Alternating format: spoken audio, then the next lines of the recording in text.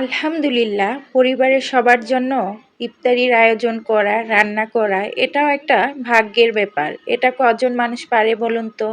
এসব আসলে একটা নারী শিখে একজন মায়ের কাছ থেকে। কারণ একজন মা তার মেয়েকে সবসময় কিভাবে সংসারটা আগলে রাখতে হয়, কিভাবে সংসারের মানুষগুলোকে যত্ন করতে হয়, একজন মাই কিন্তু শিখিয়ে দেন। ঠিক আমার মায়ের কাছ থেকে আমিও শিখেছি, তাই সবসময় চেষ্টা করি আমার সন্তান, আমার সংসারকে সুন্দর করে আগলে রাখার কিংবা গুছিয়ে রাখার জন্য।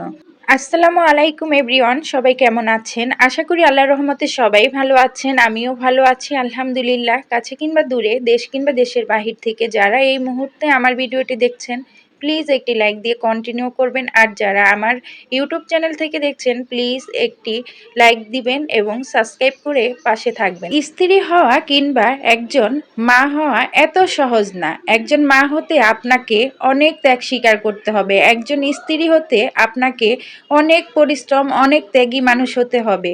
আর যদি আপনি ত্যাগী এবং পরিশ্রমী না হন, তাহলে কখনোই সংসারে সুখ শান্তি আসবে না। কারণ একজন নারীকে তার জীবনের সর্বোচ্চ ত্যাগ করে তার স্বামী সন্তানের মুখে হাসি ফোটাতে হয়। এটাই হলো বাস্তবতা।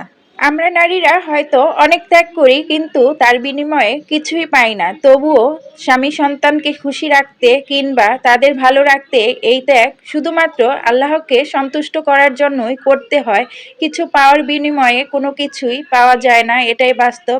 আসলে এই যে আমরা এত এত কষ্ট করি স্বামী সন্তানদের জন্য, তবুও অনেক নারী আছে যে তার স্বামীর মুখ থেকে একটু প্রশংসাও আশা করতে পারে না। এটাই সবচেয়ে দুঃখজনক ব্যাপার। কারণ একটা নারী দিনের পর দিন তার সংসারের পিছনে খাটে, তার সন্তানের পিছনে খাটে, কিন্তু বিনিময়ে তারা সামান্য একটু প্রশংসাও পায় না।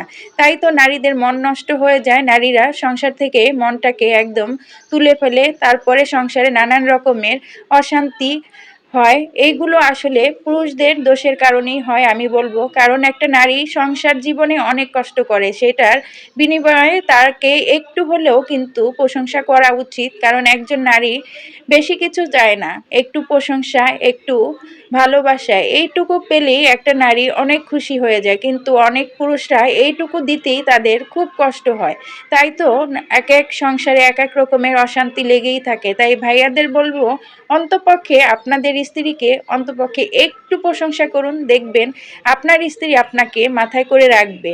সবসময় যদি দোষ ধরেন আর এই সেই বলে তার মনকে বিষিয়ে তুলুন, দেখবেন তারপরে আপনার সংসারটাকে আপনার স্ত্রী জাহান্নাম বানিয়ে দিবে। আপনি হয়তো বাহিরে বন্ধু বান্ধবের আড্ডায় মিলে একটু মনে শান্তি পেলেও বাসার ভিতরে আসলে আপনি একটু শান্তি পাবেন না। কারণ আপনার স্ত্রী আপনার মন মানসিকতাকে একদম বিষিয়ে তুলবে। তাই আপনাদের কাছে একটু অনুরোধ করব, আপনারা সবসময় স্ত্রীদের প্রশংসা করবেন। যাই হোক, অনেক উপদেশমূলক কথা বলে ফেলেছি।